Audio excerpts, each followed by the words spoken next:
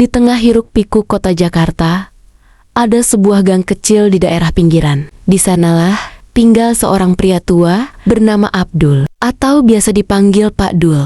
Usianya sudah melewati kepala 6. Rambutnya telah memutih, namun tubuhnya tetap tegap, meski sedikit membungkuk karena sering memanggul karung berat. Gerobak itu sudah menemaninya lebih dari 2 dekade. Rodanya berdecit, catnya mengelupas, tapi masih kuat menopang tumpukan kardus botol plastik dan kaleng-kaleng yang ia kumpulkan dari tong-tong sampah dan jalanan ibu kota. Setiap hari sebelum azan subuh berkumandang, Pak Dul sudah bangun. Ia berwudu, melaksanakan sholat, dan berdoa dalam diam. Setelah itu, ia mengenakan baju lengan panjangnya yang sudah lusuh dan mengambil topi yang sudah usang. Lalu ia mulai mendorong gerobak kayunya keluar dari rumah petak sempit berukuran 3 kali 4 meter. Kerja itu ibadah, nak, katanya suatu kali kepada seorang anak kecil tetangganya yang bertanya, kenapa ia tak pernah libur? Selama tangan ini bisa mengangkat, kaki ini bisa melangkah, saya akan terus mencari rezeki yang halal. Namun, di balik kerja kerasnya yang seolah tanpa akhir, Pak Dul menyimpan satu impian yang terus ia pupuk dalam hatinya, yaitu pergi ke tanah suci Mekah.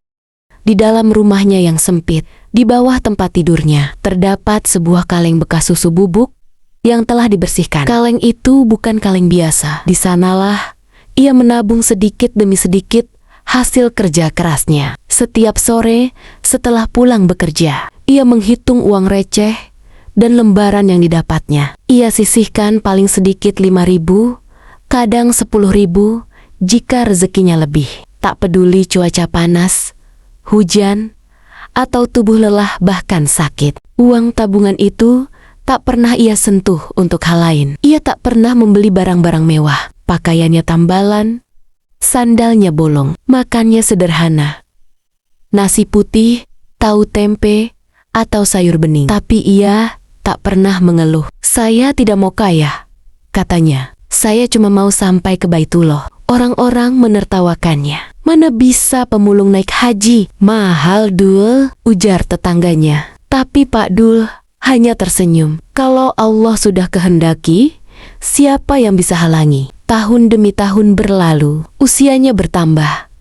Tubuhnya makin renta, tapi semangatnya tidak pudar. Ia tetap memulung dan tetap menabung. Sesekali, ia membantu tetangga yang kesusahan, memberikan uang 5.000 atau sebungkus nasi warteg kepada gelandangan lain yang ia temui di jalan. Kalau saya menolong orang, nanti Allah pasti menolong saya, ujarnya. Ia tidak tahu bahwa di tengah kesederhanaannya, Allah sedang menyiapkan kejutan besar. Suatu hari, seorang mahasiswa jurnalistik sedang menyusun tugas akhir mengenai kehidupan warga marginal.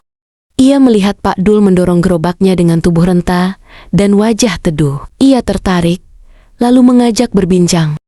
Percakapan itu kemudian menjadi sebuah video pendek. Judulnya sederhana, Pemulung yang menabung untuk naik haji. Namun, videonya menyentuh banyak hati. Video itu tersebar luas di media sosial. Banyak orang menitikan air mata melihat tentang ketekunan dan kesabaran Pak Dul.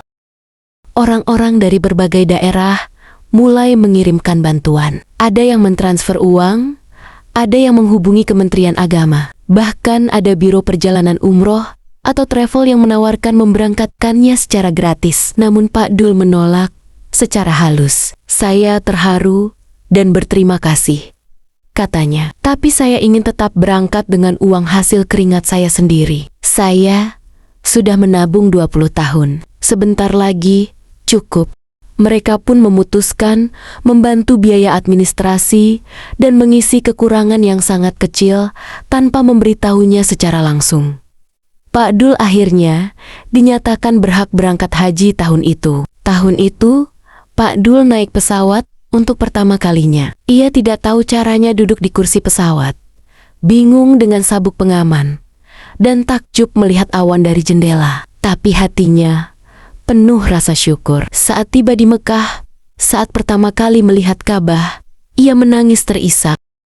Ya Allah, saya datang kepadamu Ucapnya lirih, bukan sebagai orang kaya, bukan dengan kemewahan, tapi dengan cinta dan usaha yang tak pernah saya tinggalkan. Ia menjalani semua rukun haji dengan hati penuh khusyuk. Ia tidak banyak berbicara, hanya berzikir, menangis, dan berdoa. Ia memeluk Ka'bah lama, mencium Hajar Aswad dengan linangan air mata.